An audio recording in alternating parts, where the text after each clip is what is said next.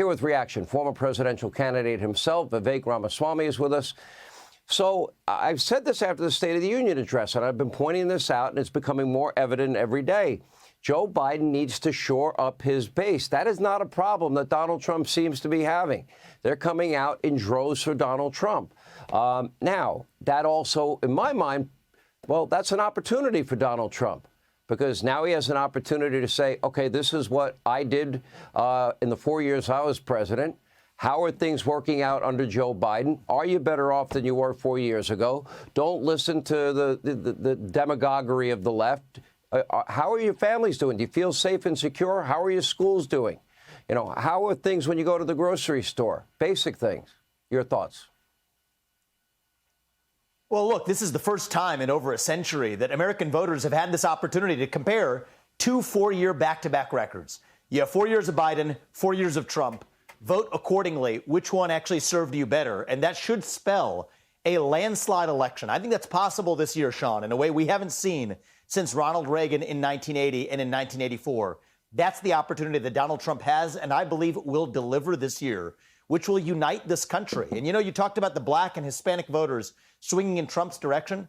That makes a lot of sense, because just like voters of any skin color, people understand over 4 years of Biden, prices are up, but wages have remained flat. Over 4 years of Biden, we have open border policies that don't please Hispanic Americans or black Americans. They're every bit as badly affected by that open southern border as every other American as well. So this is the opportunity, I think, of a generation for the Republican Party to stand for our shared national values. And that's the opportunity that I think Donald Trump is going to deliver on this November, and dare I say it, reunite this country. And that's what I'm rooting for. Isn't that why they have to take out of context something like the bloodbath comment? It was clear the president was talking about the automobile industry. There's no ambiguity at all. If anybody has an ounce of intellectual honesty in them, seriously. But that's what they want to talk about. They will demagogue abortion. That's what they want to talk about. They'll January 6th the country to death, democracy in peril, while they themselves try to allow Democratic officials to kick people off the ballot for something they've never been accused of, let alone convicted of. So to me, the one thing they don't want to talk about is, are you better off than you were 4 years ago? Because there's no good answer for them.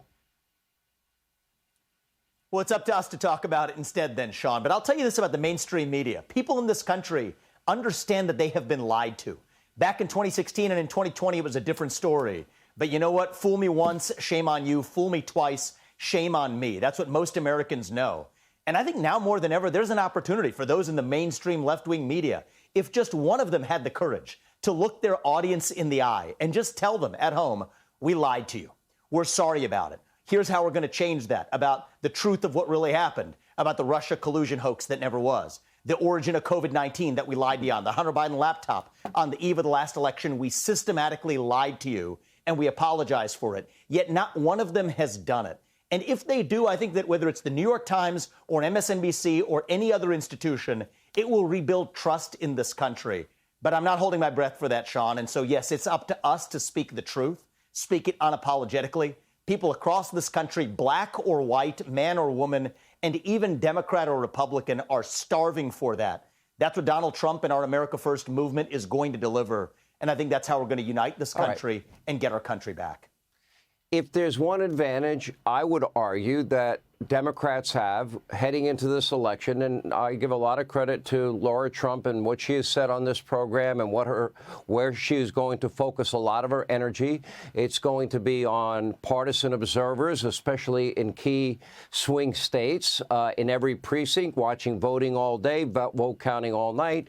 They're focusing their efforts on getting Republicans and conservatives over the reluctance, the resistance to vote early and vote by mail. And they're also finally going to start an effort of legal ballot harvesting that the Democratic Party, I mean, they run rings around the Republican Party on this one issue alone, which I think gives them a huge advantage.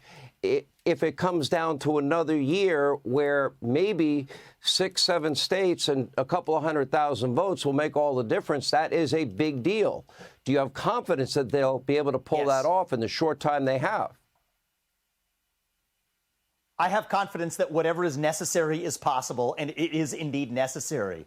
And to every conservative who's at home, I'm with you. I want, and we will get to single-day voting on Election Day as a national holiday with paper ballots, government ID, English as the sole language that appears on a ballot. We will get there. But in order to get there, we have to win elections first. And that means playing within the rules that are given to the fullest extent possible. That's what we need to do. And so we got to separate those two questions, Sean. We know what the true destination is: true election integrity, true actual national unity with Election Day as a single voting day. But until we get there, we have to play by the rules as they exist to compete and win. And let's be honest, it's been a little while since we as a Republican Party have managed to do that. I think the new leadership is so far doing a great job, and I think we need to go further in that direction to compete and win to get to the promised land. And I think we're going to do both of those things this time around. I think if I were to offer one piece of advice, to just objectively, to Biden, I would say, get out of the race. You're not ready to go another 4 years. Advice I'd give to Donald Trump, I would say, look at these poll numbers, look at the demographics of the Democratic Party. Their base is eroding. That is an opportunity. And I would go out of my way to go into areas of the country where maybe Republicans have kind of given up on, and say, will you please take a look at us? Will you please look at what our plans are? Will you please look at how bad things are under Joe Biden, and we can do so much better? What would you tell both candidates? Look, I think that second piece of advice is outstanding. This should be a multi-ethnic working class coalition that completely remixes what the pundits think the Republican versus Democrat Party really is. I can tell you first, personally, Sean, I plan to spend time in inner cities in swing states for the remainder of this year. And I think many other Republicans will and should join me in doing so. And I have full confidence that Donald Trump, above all, will be reaching those people from rural communities to the inner cities. Now, as it comes to your advice for Joe Biden, my concern is he might actually just follow your advice. And it may not be even Joe Biden that we're actually running against. But regardless of which puppet the Democrats put up, if we stand for our own values, say this is who we are, as Republicans, as conservatives, as Americans, these are the values that unite us, show up in the inner city to farm communities across this country, then it doesn't matter who they put up. We still have an ability to win decisively in a landslide. And I think that's what it's going to take to get this country back. And I have full confidence that Donald Trump will be the man to deliver that this November. And I'm going to do everything I can to make sure traveling this country and whatever it takes, as every Republican leader should, this is our moment to do it. It's our 1776 moment in this country. And just as our founding fathers made that sacrifice 250 years ago, we don't want to see Alexander Hamilton and George Washington.